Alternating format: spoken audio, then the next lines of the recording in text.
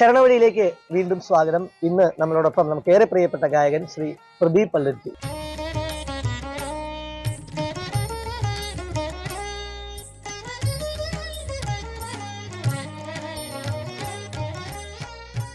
പ്രദീപേട്ട, cinema പാട്ടുകളിലൂടെ ഒരുപാടധികം പ്രിയപ്പെട്ട ആളാണ്. ഇപ്പൊ വ്യത്യസ്തനാം ഒരു ബാർബറാം ബാലൻ, രാജമാണിക്യത്തിലെ പാട്ട്, പിന്നെ പാണ്ഡിമേളം, പിന്നെ വോട്ട് തെരഞ്ഞെടുപ്പ് എടുക്കുന്ന പാട്ട്, ക്ലാസ് ഫിഷ്, അങ്ങനെ ഒട്ടേറെ ഗാനങ്ങൾ ചമാർ പടാറിലുണ്ടായിരുന്നു ഒരു ഹിറ്റ് സോങ്.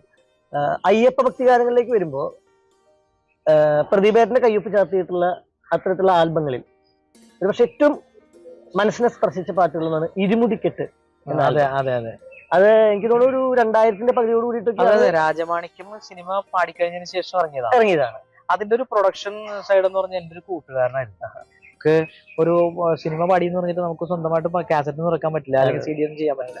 അപ്പൊ ഒരു കൂട്ടുകാരനാണ്, സുരേഷ് എന്ന് പറഞ്ഞ കൂട്ടുകാരനാണ് അത് ചെയ്യാൻ വേണ്ടിട്ട് മുന്നോട്ട് വന്നത്. അദ്ദേഹമാണ് അത് ചെയ്തത്. അദ്ദേഹത്തിന്റെ ഇനിഷ്യേറ്റീവിലാണ്. അതെ, എന്റെ കോൺട്രിബ്യൂഷൻ എന്ന് പറഞ്ഞാല് എന്റെ മ്യൂസിക്കും എന്റെ പാട്ടും ഫ്രീ. അത് ആണല്ലേ, അതൊരു വലിയ കോൺട്രിബ്യൂഷൻ. കാരണം ആ ആൽബത്തിലെ പാട്ടുകളുടെ സംഗീതം ഇന്നും യൂട്യൂബിലുണ്ട്, ആളുകൾക്ക് സെർച്ച് ചെയ്താൽ ഈ പാട്ടുകൾ കേൾക്കാൻ പറ്റും. എന്റെ ഓർമ്മ ശരിയാണെങ്കിൽ അതില് ശിവഗംഗയും എന്ന പാട്ട്, ഹരിഹരനന്ദനൻ അയ്യ, പിന്നെ പാരിലാകെ, മിഴിയിൽ, കുറെ പാട്ടുകളുണ്ട്. ഈ ഗാനങ്ങളുടെ ഈണം, വരികള്, ആലാപനം ഒക്കെ വളരെ ഭക്തിസാന്ദ്രമാണ്. സുഭാഷ് സാറാണ്, സുഭാഷ് ചേർത്തല, അദ്ദേഹമാണ് രചന നിർവഹിച്ചത്. സംഗീതവും ആലാപനം പ്രതിഭയാണ്. നമുക്ക് ഓരോ പാട്ടുകളായിട്ട് പാടാം. അതില് അന്ന് നമ്മൾ ഈ ചാനലുകളിൽ ദേവസംഗീതം തുടങ്ങിയിട്ടുള്ള ഈ ഭക്തിഗാനങ്ങൾ കാണിക്കുന്ന പ്രോഗ്രാമുകളിൽ സ്ഥിരമായിട്ട് ഒന്നോ രണ്ടോ പാട്ടുകൾ വിഷ്വൽ ആൽബംസ് നമ്മൾ കാണിക്കാറുണ്ടായിരുന്നു. അതിലെ ഒന്നാണ് ശിവഗംഗി. ശിവഗംഗി തന്നെ പാടി തുടങ്ങാം. തീർച്ചയായിട്ടും.